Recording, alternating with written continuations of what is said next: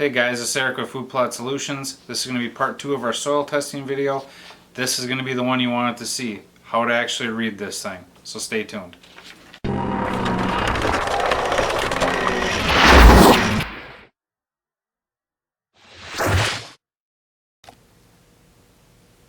Hey guys, this is Eric with Food Plot Solutions. This is going to be part 2 of our soil test video. This is going to be covering how to actually read the soil test. This is probably what you want to learn, but if you want to get the basics on actually physically doing the soil test, check out our part 1 video. That's going to be in the description to this one. So just check it out, and that'll tell you, show you actually us physically doing the test on this plot and pulling the soil. So to get to this point. But this is our soil test. Now this is a Midwest Labs test. If you guys are looking for a mail order or mail-in type, soil test, Midwest Labs honestly has been one of the best I've had to deal with. Price is extremely fair, as well as it's very quick. I get these back in about 3 days. And they're complete. It's not missing a bunch of stuff. A lot of times when you pay for some of these tests, you're missing half the information on it. So at least with this test, we got pretty much everything we want. Now this is basically the number 2 test on their list. I believe it's like an S2 or SA2, but it does have the nitrogen. So that is an added cost. I would encourage you to do this just to kind of see where you're at. It's only a couple dollars more, if that even. But let's start off with actually the soil test. First, let me say that this video is going to be a little bit longer, so just bear with me. I'm going to try to be as advanced as I can for you guys so you actually learn something, but not totally boring as hell. So let's get into it. Now the first thing you look at with a soil test, a lot of times, or most of us, we're going to look at our pH. So you can see here in this column, there's 2 actually for the pH. There's soil pH and buffer pH. Now soil pH is going to be our actual pH of our soil. Now it's important to understand our goal. A good goal for your soil pH is not a perfect 7. It's actually about a 6.5 to a 7. If you can get it within that range, you're doing pretty good, all right? So our soil is a little bit lacking just by looking at it right now, but we're close. We're getting it close in the 6s here, or will be. So this soil isn't too terrible. Buffer index. Now sometimes they'll call this buffer pH. Sometimes they'll call soil pH just pH. But these numbers are different, and what we look at with a buffer pH is actually a measurement of your soil and how easy it is to change the pH in it. Okay, so they do a specific test to find that out, and what that symbolizes, or these 2 numbers symbolizes, the farther apart your actual pH is compared to your buffer pH is going to tell you how easy it is to change your pH. All right, so in this case, we're about 1 pH different. It's going to be relatively easy to change this pH number. Now, if these were closer, say this was a 6.5 and this was a 6.7, it's going to be awfully hard to start changing it because they're so close. All right, but that's essentially buffer pH. A common misconception with this is not the pH you're going to have if you lime according to what they say. Okay, most of the time when they make a lime recommendation, they're probably shooting for like a 0.5 point more than what you have, to maybe 1 at the most. So just realize that, all right? Next column, cation exchange, or your CEC. This is what I'll look at next. This is going to be a measurement of how much clay is in your soil and how much nitrogen your soil can hold. Well, that's how I use it. All right, so when we look at this number, the lower the number, the more sand is in your soil, and the higher the number, the more clay. Now what that's going to tell you is if that number is low, okay, that means that you are likely going to benefit a lot more from foliar fertilizing, from fertilizing multiple times throughout the season, and it's something you probably should be doing. Now the more clay, the more nutrients your soil typically holds. So you're gonna get a little bit more bang for your buck as far as fertilizer holding. Downfall with that is your pH change is gonna kind of suck. So you're gonna have to lime a lot more. But there's give and take with everything, okay? Just like in life. So our cation exchange in this case is a 9.6. Honestly, that's what I like. I like cation exchange capacities around this number. Maybe a little bit higher than this would be preferred, but I don't mind it. Now, when you look at this 9.6, how you figure out how much nitrogen the soil can take is you take this number and you times it by 10. So in this case, we're going to have 96 pounds of N this soil will hold at any one time before it starts to leach. All right, that's very important to know because we never want to exceed that. You don't want to be wasting your money on fertilizer that's just leaching out of the ground. All right, so 96 pounds is the max we can do at one time. Little side note on this, I know when you calculate this number, a lot of people think, well, I can get a jump on this and apply it all right away. Don't do that. Applying nitrogen too early to a plot is just going to promote weed growth, and more times than not, it's going to lead to disaster, okay? So we want to get to this number eventually. We don't want to do it all at one time. All right? So that kind of covers cation exchange capacity. Next, we are going to get into organic matter. Now, this is going to be talked about a heck of a lot in the future, and it's important now, but organic matter is basically all the free, I want you to think of it as free fertilizer, okay? It's also has to deal with your water holding abilities, all right? So, for instance, for every 1% of organic matter, you are going to be able to hold 4% more water. Okay, so in this case, we're going to hold 12% more water than we could have, all right, with no organic matter, or very low. So that's a good thing. But this number is extremely important, and we need to do some calculations to basically figure out what we're kind of sitting at. So I'm going to jump to this test. It's kind of broken down a little bit. Hopefully you can read it. So for organic matter, nitrogen, we can figure out how much nitrogen we're going to get. It's going to be about 10 to 30 pounds per 1% organic matter. Now, I typically like to shoot in the middle of these numbers, and judging on pH, the closer your pH is going to be to 7 or neutral, probably the more benefit you're likely going to get. Also, it's going to depend on weather, so how hot it is, how much rain you get, how long your growing season is, how much of that you'll actually get. But typically I like to shoot for in the middle, so I calculated it for 20 pounds, which in this case shows that throughout the season, or basically during our growing season, we'll get 66 pounds of nitrogen. Now, it's not going to hold 66 pounds the entire time or anything like that. This is going to be slowly released, all right? Next, we're going to figure out our phosphorus. Now, phosphorus is going to be 4 to 7 pounds per 1% of organic matter. That, in this case, gave us about a 16.5 pounds per season. Sulfur, you're looking at 2 to 3 pounds per 1% of organic matter. So you're looking at about a 6.6. Now, that's really important because in today's environment, we're not getting a lot of free sulfur like we used to.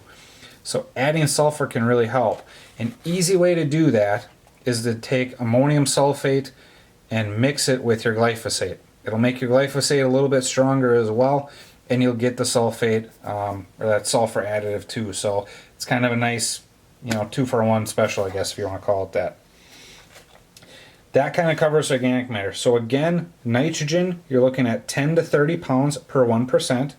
Phosphorus, 4 to 7 pounds per 1%. And sulfur, 2 to 3 pounds per 1%.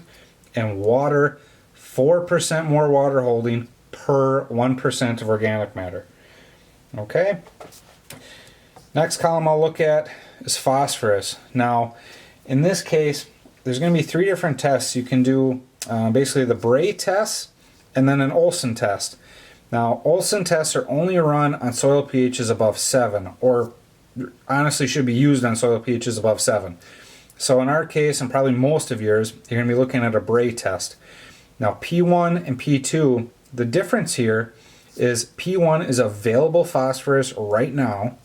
P2 is going to be a measure of some available phosphorus, but mainly your reserve phosphorus. Okay, so what's going to get released towards the end of the season, next year, and so on.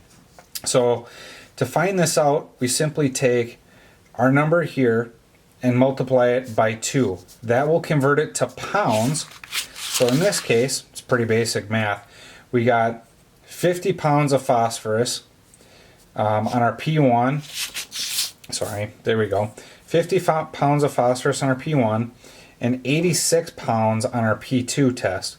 Now, to convert this to phosphate, which is actually what is on the bag when you buy, say, MAP or DAP, or 1152O or 18460, we actually take that number and multiply it by 2.3. And that'll give us this number of 115 on a P1 and 197 on a P2. Okay, and that kind of tells you your phosphate levels. And that's typically what's marked on the bags, so any fertilizer bags. That kind of covers that. Now, when we're looking at potassium, I'm going to kind of jump around here. Potassium, now this is one of the most often overlooked nutrients in your food plots. Guys, apply potassium every year. It's like putting money in the bank, all right? It's going to pay dividends to you. You're going to be it's going to help you. All right, so to find out potassium, I look at a little bit differently. I look at our base saturation chart here. Now, base saturation is going to be basically if you took your soil and you broke it down and you got percentages based on what's actually in it. All right, so in this case, 3.8% is potassium. We like to see this number, or your goal should be 4 to 8%. Okay, typically if you're at least at a 4, you're going to be doing pretty good. Now, I don't, at a 3.8, I highly doubt I'm going to have showing potassium issues. I'm probably not going to get color change or anything, but I know I'm going to have some yield loss due to that. So I want to shoot for a 4.5. That's what my goal is for this year. How you do that is a little more complicated, and what I'm going to do is I'm going to put the calculation up here, okay, or I'm going to try to on the computer somewhere in this area on how to do it. But basically we're going to take this number and multiply it by 4.5, and then we're going to take that number that we get, or that value, and divide it by our base saturation number. That'll give us our total parts per million. Then we need to subtract that from our current parts per million, and that'll tell you how many parts per million we need to apply. And to figure out how many pounds that we need, we'll take that times 2. And that'll give you pounds per acre you need to apply. So in this case, we're looking at about 53 pounds of potash will get us, should get us close to that 4.5. Now, honestly, on an acre, what I would realistically do is probably at least, probably 2 bags of 0060, maybe 3 bags of 0060, something like that. Okay, that should get you pretty close. All right. And that honestly is kind of covering the soil test. There's, if we look, I'm going to pull this one back. Sorry guys, I keep bouncing around. This is the nitrogen. So if we look, we got 23 pounds of N currently in our soil. This is going to change. This number will change slightly as our season progresses, our temps warm, and we get rain. Okay, and things decompose and continue to break down. This will change. This will also change if we apply N. Now, something I want you guys to think about is these numbers are only important if you know how much your soil is actually going to use, or your plants. But I want you to always remember is 100, 50, 100. That is what most plots are going to use that are decent. Now that's not going to be that's probably not going to be extremely high yields. That's not going to be record breaking or anything like that. But that will get you a nice plot, and that's likely what your plot's going to use. Okay, no matter if it's clovers, like a Clover Madness, Alpha Max, where you're probably shooting for a little bit higher potassium levels there, or should be. But you know, these numbers here will get you roughly in the ballpark or what you should start basing your fertilizer recommendations off of.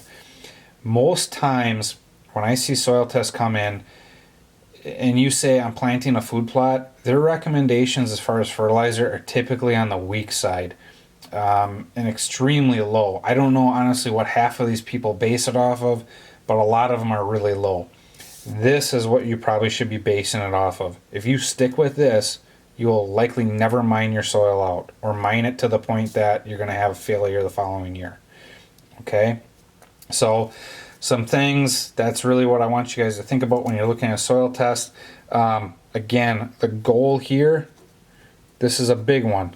Get that to 4%. If you can do that, you're going to have a nice plot. If you can keep your organic matter decent, and guys, just because you till it, you know, or conventionally plant, don't think you're going to destroy this organic matter overnight. All right. If you plant our mixes and you follow our page on how to crop rotate and things like that, you won't lose organic matter. All right. Phosphorus, very important. Some things to think about with your NPK, and you know, nitrogen is going to be one of the most used. Phosphorus is going to be kind of in the middle. Potassium, most of your crops are going to use the second. That'll be the second most used, all right? And then fourth would be like sulfur. But really focus on not applying N too early or nitrogen too soon. Wait at least 3 to 4 weeks. Then start applying it. Your crops don't even start using it, all right? Remember, brassica, clovers, things like that, the chart's pretty low on nitrogen to start. And then it ramps up week 3 to 5. Okay, that's when it's going to start really ramping up. All right, thank you very much for waiting through this entire video. I know there's a lot more I could cover or get into. I encourage you to check out the rest of our videos. All of your seed needs, foodplotsolutions.com. Thank you guys so much. Have a great season.